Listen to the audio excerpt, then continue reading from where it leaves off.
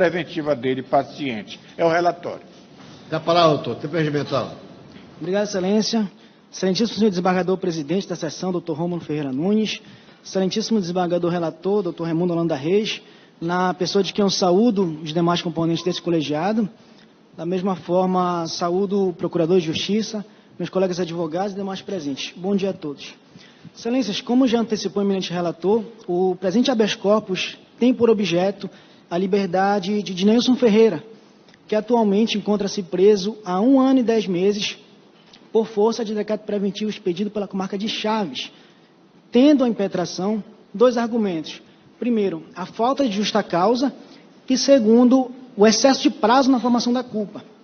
No que se refere ao primeiro, eu peço venha para ler um pequeno trecho das informações que foram prestadas pela autoridade curatora, em que diz que, no dia 3 de março de 2013, por volta das 19h30, em um bar localizado no bairro Flor do Campo, nesta cidade de Chaves, o ora paciente de Nailson Ferreira, seu primo Derivaldo Ferreira, que é vítima nesse processo, e Ian Brandão foram agredidos por um grupo rival, entre os quais estava Wilker Quaresma, Ezequiel Assunção, Edilúcio Barbosa e Elisângelo de Paula.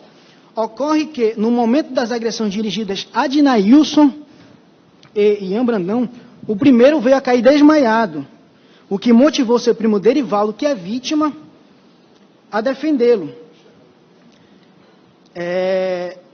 O primeiro veio a cair desmaiado, e com um pedaço de pau contra os agressores, ocasião em que Elisângelo de Paula aplicou um golpe violento na cabeça, vindo a cair no chão. E em seguida, Edilúcio Barbosa, com um golpe de teçado, teria ceifado a vida de Derivaldo Santos. Logo depois, ao saber da morte do seu primo, Dinailson Ferreira, quando recuperou a consciência, munido com uma faca, fora atrás dos agressores e, tendo-os encontrado, desferiu contra Wilker Quaresma e Ezequiel Silva Assunção golpes de faca, motivo pelo qual fora denunciado pelo crime de tentativa de homicídio e lesão corporal. Pois bem, a partir desse contexto fático, se geraram 2 processos. O primeiro para apurar a morte da vítima e o segundo que seria para apurar a conduta do paciente em se munir de uma faca para vingar a morte da vítima.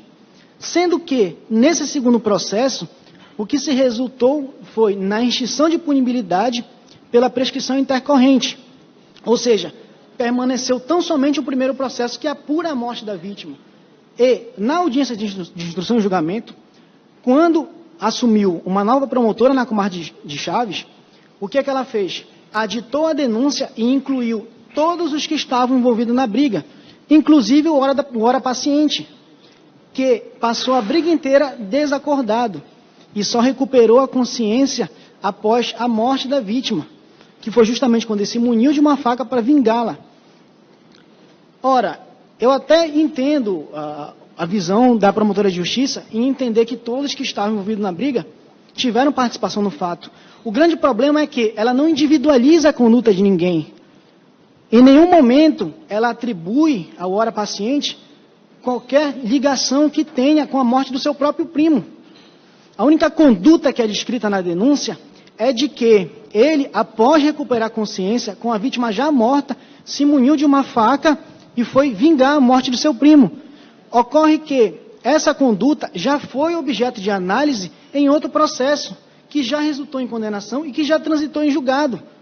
De sorte que não poderia a promotora de justiça usar desse argumento para ditar a denúncia e incluí-la no rol de réus, sob pena de haver dupla condenação pelo mesmo fato.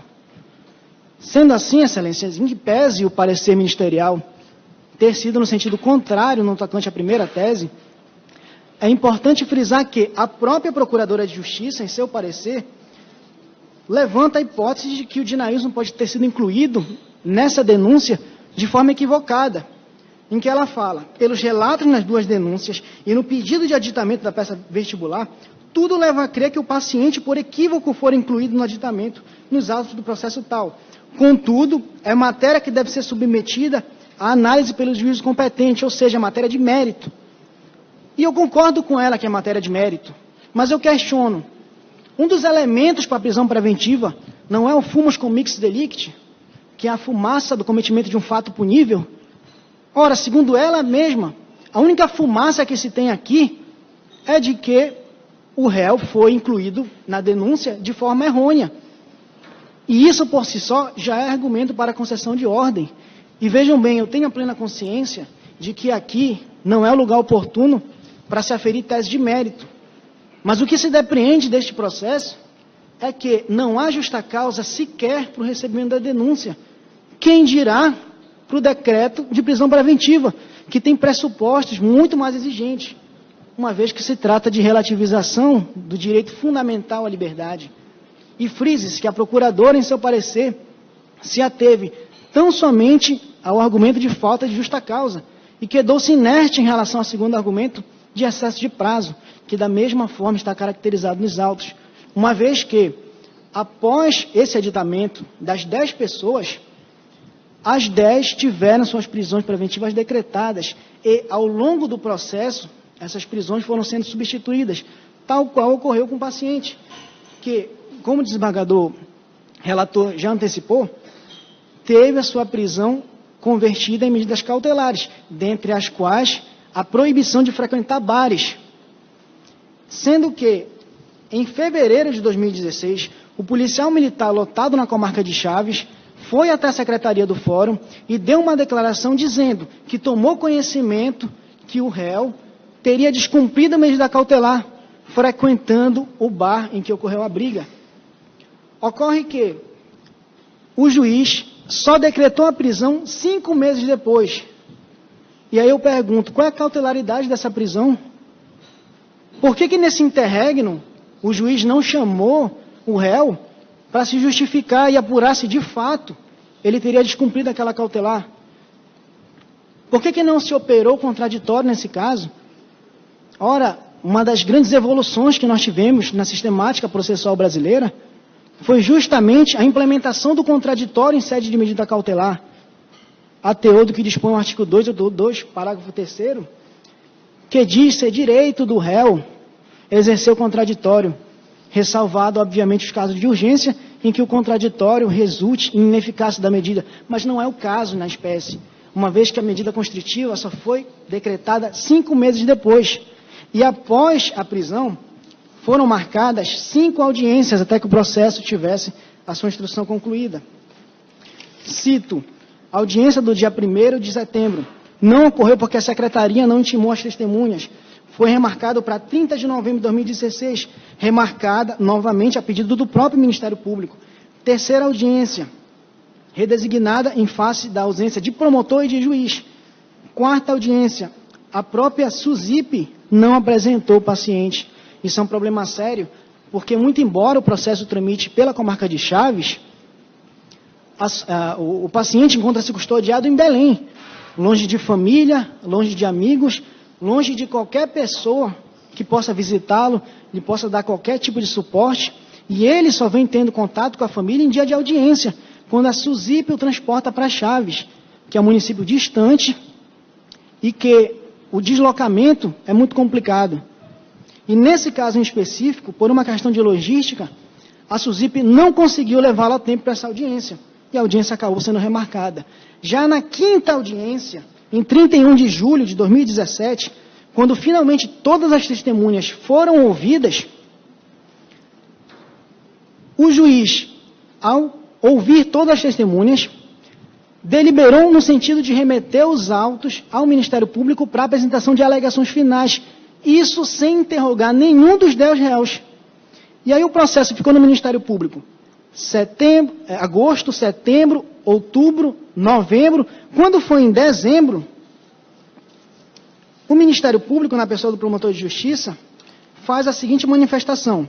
Excelência, em que pese os esforços destes representantes do Ministério Público, este órgão não conseguiu vislumbrar os atos processuais no decorrer da instrução do feito. Sendo assim, antes de apresentar seus memoriais finais, requer que Vossa Excelência chame o feito à ordem para que seja certificado nos autos os depoimentos das testemunhas arroladas, assim como o depoimento dos réus, a fim de se averiguem futuras nulidades.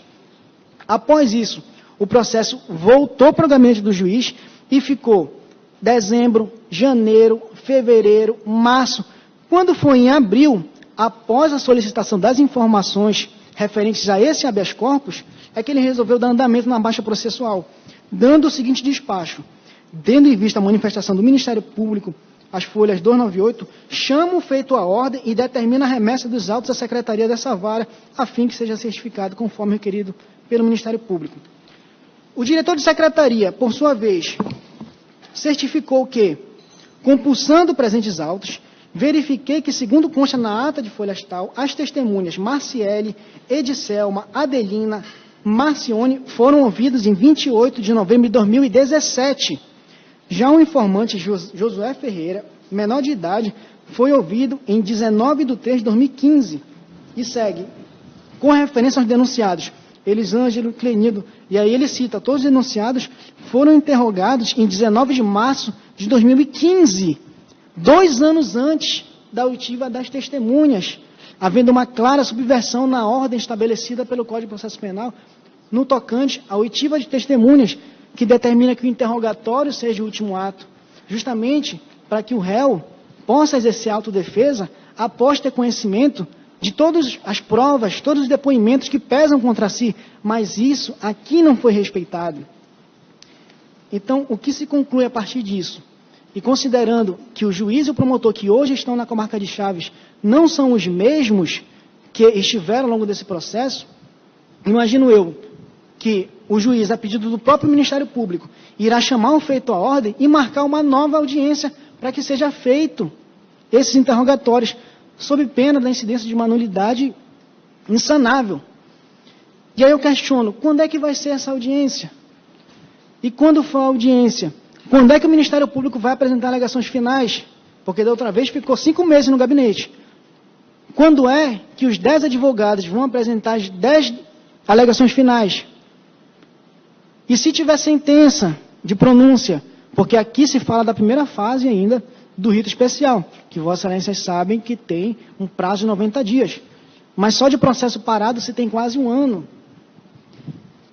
Então, senhores desembargadores, diante das circunstâncias que evidenciam uma série de erros perpetrados pelo magistrado de piso, desde o início desse processo, desde o recebimento de uma denúncia inepta, que não individualiza a conduta do agente, que não permite que esse possa exercer uma defesa plena, corroborado com o fato de que não se deu a ele o direito de prestar depoimento ao final do processo, depois de ter conhecimento de todos os depoimentos que pesavam contra si. Não foi dado a ele esse direito. Então, é diante de tudo isso que se requer a concessão de ordem para restabelecer a liberdade do paciente. Eu agradeço a atenção que me foi dada e desejo a todos um bom dia. Obrigado. Retorna a palavra ao relator.